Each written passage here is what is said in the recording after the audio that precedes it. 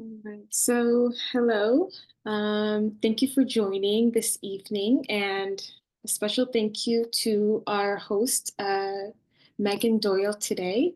Meaghan is a genetic counselor and the founder of DNA Aid Genetic Counseling, where she provides compassionate, evidence based guidance to individuals and couples. Navigating complex genetic information during their fertility journeys. And tonight she will be presenting on the topic of simplifying fertility genetics and genetic testing. So after the presentation, we can have the questions. And if you want to unmute your mic or leave your questions in the chat, it's all fine. So without further ado, I'll give the floor to Meaghan and we can start. Great. Perfect. If you can just let me share my screen, that would be great. But yeah, thank you for having me. I know that there can be a lot of different times during a fertility journey where you encounter genetic information, but you don't always get a lot of time with your doctor to go over all of that. So, my goal is to provide a little bit of an overview of lots of different areas where genetics might play a role in your fertility journey. Um, just kind of the different sections that I'll cover today. There's kind of two main areas. The first is genetic counseling, and that's what my job is. A lot of people haven't heard of a genetic counselor before, so I'm going to explain who we are, how we can help, and how you can get in touch with a genetic counselor if you feel like you might benefit from one. And then we'll talk about genetic testing itself. And there's two main categories. So, genetic testing you can do before a pregnancy, and then genetic testing that's available if a pregnancy loss occurs. There are tons of different types of genetic testing outside of those two categories, but from kind of the fertility space, those are the two most common types that I think you would encounter on a pregnancy and fertility journey. So, those are the types that I want to cover. And then, like Michelle said, we'll hold the questions until after, and I'm happy to help kind of clarify things and answer other questions that you might have.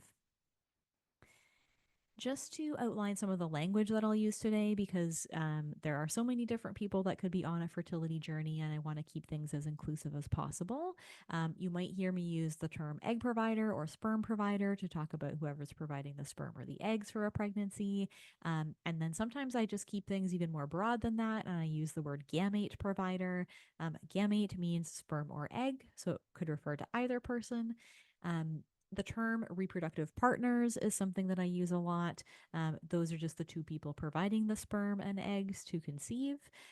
Sometimes, if you're conceiving with like a sperm or an egg donor, you don't necessarily feel like you're a partner with that person, but technically you would be reproductive partners with the donor. So I just like to explain that. Um, the person who's carrying the pregnancy is usually the term that I would use rather than something like mother, because there are different ways that a pregnancy can be conceived. And then there's different types of infertility. I try to keep them as gender neutral as possible. And so I usually use the terms sperm factor, egg factor, or uterine factor if I'm being really specific. Um, just a bit of a disclaimer, we do sometimes talk about some sensitive things here. Infertility and pregnancy loss is always a traumatic experience. So if at any time today you're feeling like it's just, you know, too much and you want to step away, that's totally fine. When we talk about genetic tests for pregnancy loss, if that's just not something you're in the mood for today, I'll give you a little bit of a warning and feel free to step away for that part. If you're here for the question and answer period, those that could certainly contain any topic of discussion, so just be aware of that as well. So let's start with genetic counseling, which is what I do. If you've never met a genetic counselor before, we are healthcare professionals, and we have a master's degree. So what our master's degree looks like, we kind of get trained in two separate paths. The first is medical genetics. So there's lots of areas genetics. You could learn about like plant genetics, like peas in high school biology. We're really trained about the medical side. So diseases, things that impact health and medicine. But these types of things often run in families, and there's a lot of complex emotions that can come with learning that you might have a genetic condition, that a future child might have a genetic condition. And so we're also trained in counseling skills so that we can deliver bad news. And we're trained to explain really complicated information in ways that are easy enough for everybody to understand. Um, I think it would be great if a lot of healthcare professionals had that type of training, but that's just something that comes with being a genetic counselor that I really appreciate. There are lots of ways that genetic counselors can help you, and this is a short list of those types of things. And one of the reasons why I bring this up and talk about it so much is that as a grant recipient from Fertility Friends Foundation, you're available to meet with myself, and I'm happy to help you one on one as well if that's something you think you would benefit from. Um, so some of the ways that genetic counselors in general can help, um, just kind of broadly, we can provide you with information about genetics and genetic tests. So if your doctor thinks a genetic test would be right for you, but they can't give you a lot of information about it, or you're not sure that you want to go ahead with it, you're not quite sure it's right for you. You can meet with a genetic counselor to learn a lot more about that test. What is it? What kind of information can I learn from it? What are the pros and cons of doing it? And a genetic counselor will also learn more about you and help you decide if you think it's something you want to proceed with. We can also help you understand the results of a genetic test once it's been done. So your doctor might give you a overview of what the test results mean, but we can really dive in. Often we have like an hour together, so we can really dive in and make sure that you understand what those genetic results mean. Often with both of those things, what you're trying to do with doing a genetic test or getting those results is you're trying to make decisions about something. Um, and so I often think of genetic counselors like decision facilitators, or thought partners. We are trying to get to know you and your values and the journey that you've been on and help you make whatever decision that you're trying to make. Um, Compared to doctors, which are often going to give you advice, um, we're usually not going to do that because there's usually not one right answer for a specific situation. We kind of recognize that for each unique individual, there's going to be a different right answer. So we're usually going to get to know you and kind of help you feel out what the best decision is for your unique situation. And then through all of that, because this is an incredibly stressful journey filled with a lot of challenging emotions, we're going to help you manage that in the moment, especially kind of as it comes to learning that genetic information and processing it. Um, in our society, it's not usually comfortable to be, crying in front of a stranger. That happens a lot in my appointments, and it's never anything that you need to apologize for. Um, it's welcome, and it just means that something important is being talked about, and that's completely understandable and fine. One thing that genetic counselors often do is we review your family history. So, this would depend on why I was meeting with you, whether or not this was relevant or not. But we're really trained to know what we should ask, of both of the reproductive partners, if applicable, to see if there is something kind of running in your family that could be genetic and passed on to your future children.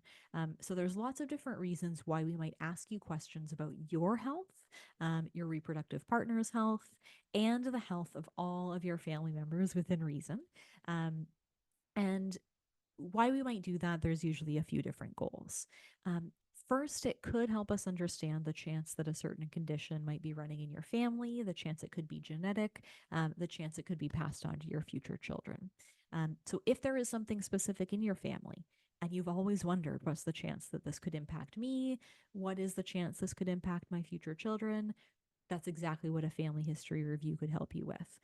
Sometimes there's a high chance, and a genetic test could help us figure out exactly what the probabilities are. Other times it's a lot lower than you would expect. And just talking through what those probabilities are is sometimes really reassuring. Um, Often there can be genetic tests that you're eligible for that could be funded by your province, your like provincial healthcare system.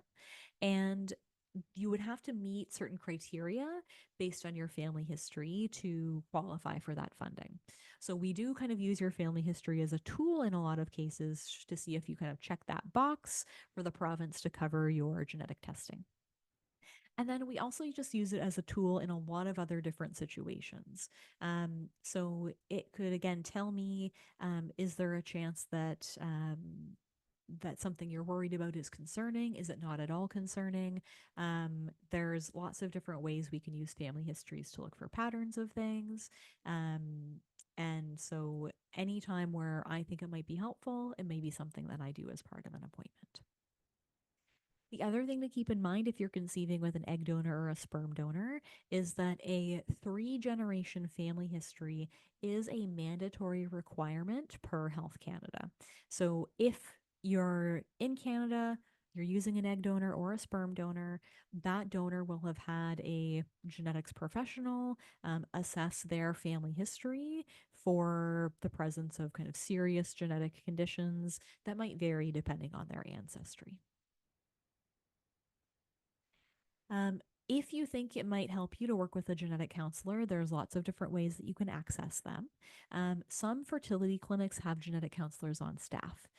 So, again, if you think it would be helpful, you can just ask your fertility doctor, is there a genetic counselor that I can talk to? And they're usually the best ones to get you connected. If you've done a genetic test, sometimes the laboratory that performed the genetic test has a genetic counselor that works for them that can help you understand the results. There are some limitations with that type of genetic counselor. They're more limited in how they can help. So their job is really just to tell you about that test and about those results. They might not be able to help you make decisions with those results. They might not be able to take your family history. Their role is a little bit more narrow, but they can certainly help you understand what those results specifically mean. And then because we're in Canada, there are a lot of genetics programs at kind of the major city center hospitals. And they have, again, criteria for the provincial health plans covering a referral for you to be seen at those clinics. So if you met those referral criteria, you'd be eligible for a referral, and the province would cover your genetic counseling appointment through the hospital. And then if none of those are an option, that is why I started DNA genetic counseling, is because there were still a lot of barriers for fertility patients being able to access genetic counseling. And so you can see a genetic counselor privately through companies like DNA and a few others in Canada. So that's how genetic counselors can help. But genetic testing is also a big piece of the fertility genetics space. And genetic counselors would walk you through all of these genetic tests as well, and then the results that you get from your tests as well. So, there are a few key genetic tests that are available before a pregnancy, especially when you're working with a fertility clinic. And I could probably do a whole hour talk on each one of these tests. So, this is definitely just an overview of the most common ones that the kind of average fertility patient might encounter. There are more than this, but these are kind of the most relevant ones for the average person. The first is a genetic test that is called expanded carrier screening. The goal of this testing is to see if the reproductive partners together are at a high risk of having a child with a severe genetic condition. So, both partners would do the genetic test, we would compare their results, and we would learn if their future children are at a high risk of a severe genetic condition. In Canada, this is not done as much as it is in the US. And so, usually, most people in the fertility clinic encounter this if they're going to be using a sperm donor or an egg donor. But it is available to anybody that's planning a pregnancy. Basically, what we do is we test for a large number of genes. We basically do a spell check to see how is your gene spelled. Are there any genetic typos in your genes that would make you what we call a carrier for any of the conditions that you were tested for? I'm going to tell you more about what it means to be a carrier to explain that in a little bit more detail. Um, Usually, fertility clinics are very practiced at facilitating this type of testing. It's quite common. But if they aren't able to help you with this is also something that DNA can help with. And so if you feel like this is something you would benefit from after the session, um, and your fertility clinic can't help, definitely reach out to me.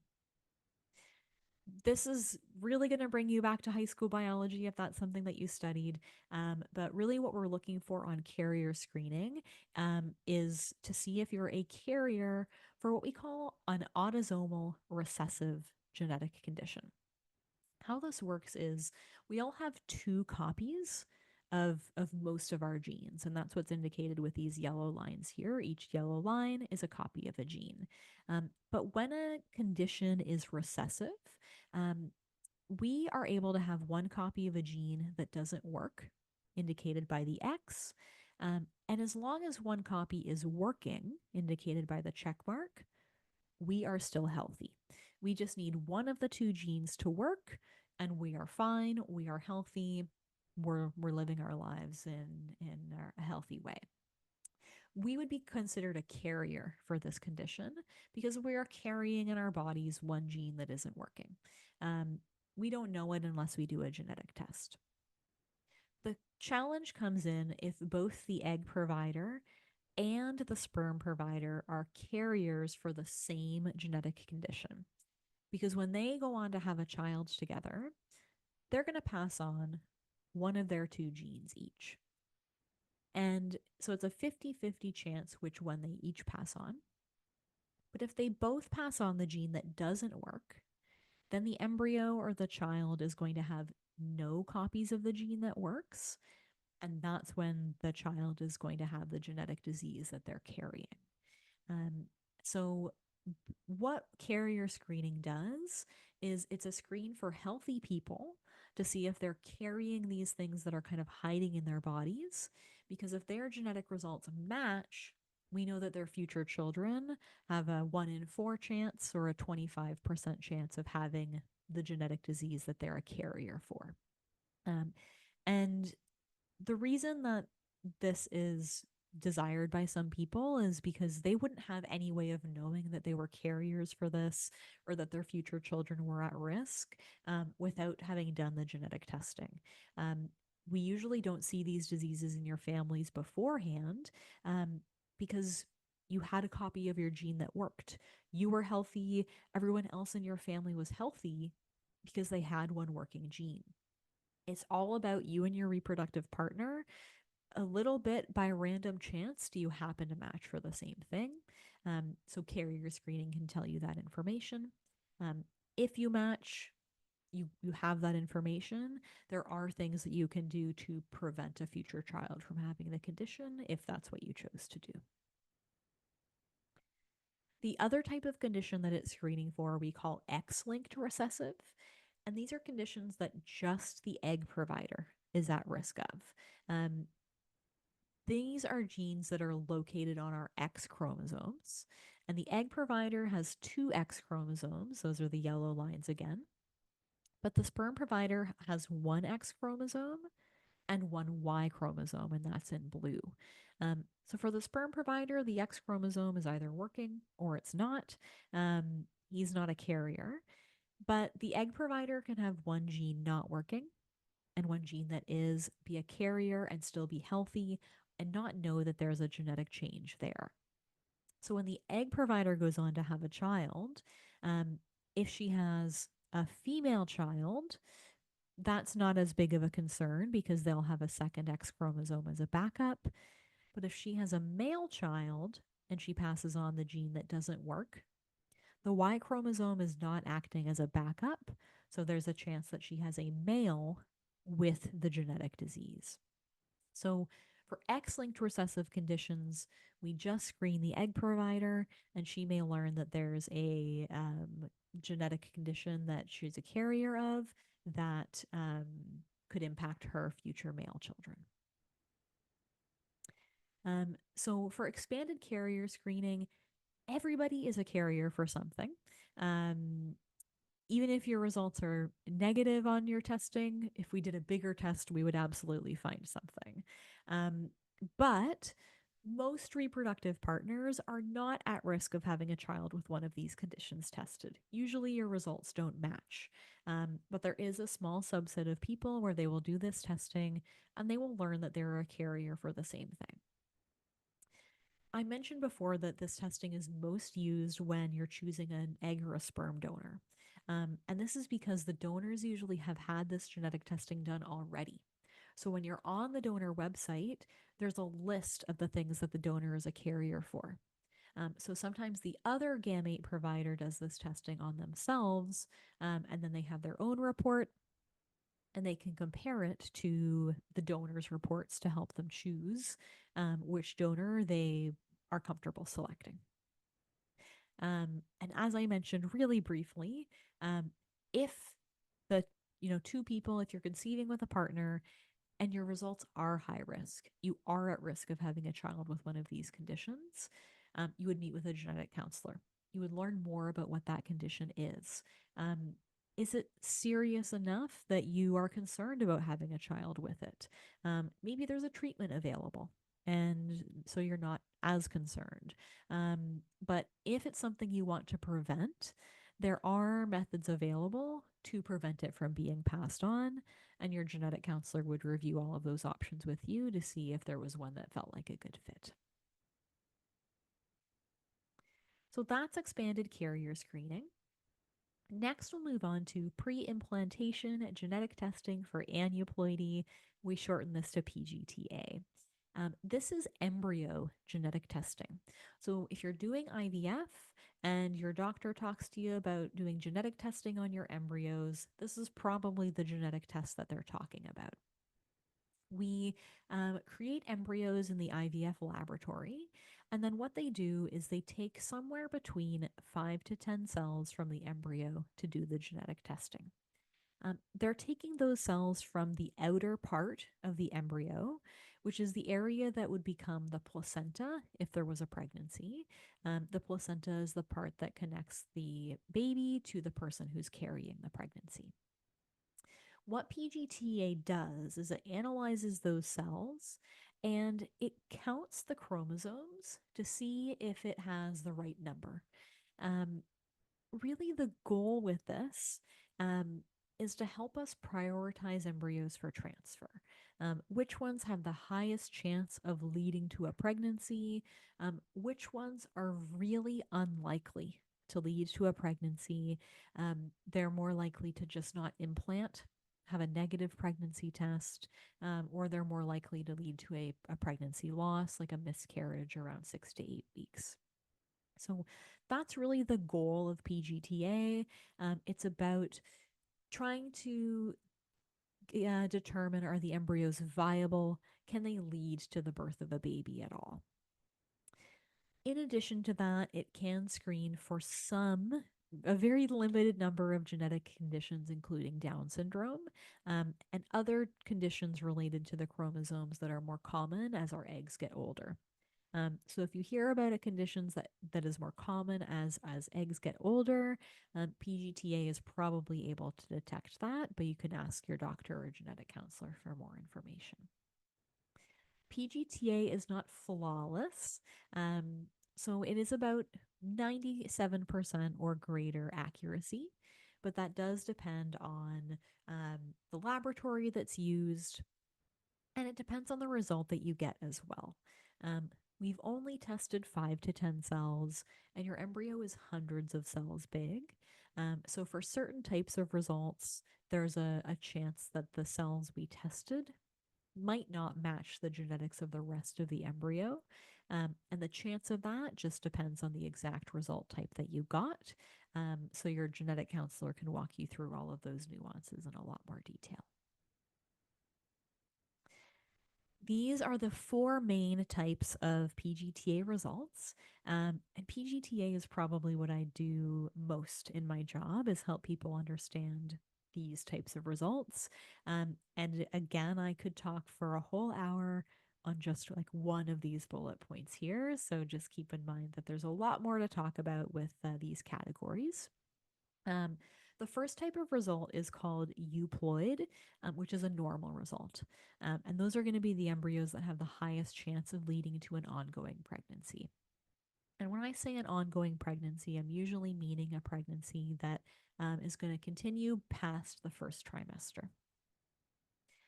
Since euploid means normal, aneuploid means abnormal. And these are going to have the lowest chance at leading to an ongoing pregnancy. Um, there are even different subtypes of aneuploid results, and some of those are more accurate than others. And again, what I mean by that is for some of them, we tested 5 to 10 cells. Um, there's a really high chance the rest of the embryo will match that sample that we tested. For others, there might be a lower chance that the embryo matches the sample that we tested. So, again, a genetic counselor who specializes in fertility can walk you through the subtype that you have. How confident can we be that the rest of the embryo matches? The challenge with some of that nuance is that most clinics will not transfer aneuploid embryos that have aneuploid results, regardless of the subtype. Some are starting to come around. They're recognizing that if the accuracy is lower, maybe we should give patients the opportunity to transfer as long as they understand the risks. But most clinics will not let you proceed with using embryos with aneuploid results, regardless of the type. Then we have mosaic results, which again is something I talk about with patients a lot. This is an intermediate result. It's kind of in the middle. It suggests that of those 5 to 10 cells we tested, some had normal chromosomes inside of them and they were euploid, and some had abnormal chromosomes inside of them and they were aneuploid. So it was a mixture of the first two types of results in the sample. Mosaic embryos are complicated. So, the very high level summary is that these can absolutely lead to healthy babies, but the chance of them leading to a pregnancy is lower, and the chance of them leading to a miscarriage is higher compared to an embryo that tests euploid. But the chance of that mosaic result actually impacting the health of a baby that's born is usually quite low. And so, again, it's just a matter of understanding what that result means. How do we prioritize these embryos amongst other embryos you might have available? But again, not all clinics will transfer embryos with this type of result. It depends on their policies. And then finally, we have what we call a no result, which is exactly what it sounds like. It's an inconclusive result. Sometimes we just don't get any insight into the genetic status of an embryo when they try to do this testing. There can be a few reasons for that. But if you get a no result, it doesn't mean there's anything wrong with the embryo. It just means they don't know. So the chance of it being normal versus abnormal will just depend on the age of the egg provider when they did their egg retrieval. So there's lots to say about PGTA. If you have questions about whether you want to do PGTA or what your results mean, a genetic counselor can definitely help. But expanded carrier screening and PGTA are the two main genetic tests available as a fertility patient before pregnancy. And so before we get to the question period, I do want to talk about genetic testing if you experience a pregnancy loss. So if this is not something you feel like talking about at this point, feel free to step away, and you'll see my kind of questions slide come up when we're done the conversation to know that we're done with that topic. So, if you experience a pregnancy loss, there is genetic testing that you can do on the miscarriage tissue. Um, the I usually just try to call this like miscarriage genetic testing, but the technical name for this is products of conception testing or POC testing. Um, some doctors offer this to most of their patients who have had a pregnancy loss, but other doctors just don't do this very much. Um, and I just hear from so many patients that they wish they had known about this sooner. So I know that it's just not nice to think that this is something that might happen to you. But I just think that there are too many people who wish they knew about this, and so it's why I bring it up. Um, the miscarriage tissue can be collected by your doctor if you have a procedure in the clinic called a DNC to remove the tissue from the uterus. It can also be collected at home. So if you are having a miscarriage at home, you can collect the tissue at home. This is something that I support patients through. So again, if you're not getting a lot of support from your doctor and you know you want this testing done, I have some information on my website, and I can also just walk you through this process in its entirety. What we're looking for is we want to see if there was a chromosome difference that caused the miscarriage. So, the same types of things that PGTA is detecting, extra chromosomes, missing chromosomes, pieces of chromosomes that are missing or extra, um, those things can cause a pregnancy loss. Um, and 50 to 60% of pregnancy losses that happen in the first trimester are because of these chromosome differences that POC testing can detect. Um, and so by collecting the tissue and doing the genetic testing, especially if it's in the first trimester, we might get an answer about why the loss happened. Um, I think that a lot of the time, um, doctors don't do this testing because they say that it wouldn't change your care. Um, it wouldn't change how they manage your miscarriage, or it wouldn't necessarily um, like change your fertility treatment based on the results. Um, I don't think that that's always true, but I do think that there's a lot to be said for having an answer about why something happened. We don't always get an explanation, but I think a lot of the time when you have an early loss for POC testing, we're thinking that you're like maybe um, like 5.5, 6 weeks at least before we can do this testing, before there's kind of enough tissue to test. Um, Often your doctor will say it was probably the chromosomes, um, as a way to provide you with an explanation. With this testing, if it can show, yes, it was the chromosomes, and you can have that on paper. And I think that that means a lot to people to have it on paper to say that this is why that loss happened. Um, Otherwise, it can just be really hard to say, yes, it was chromosomes, and not continue to run through your mind, well, what if it was this that I did? What if it was that I did?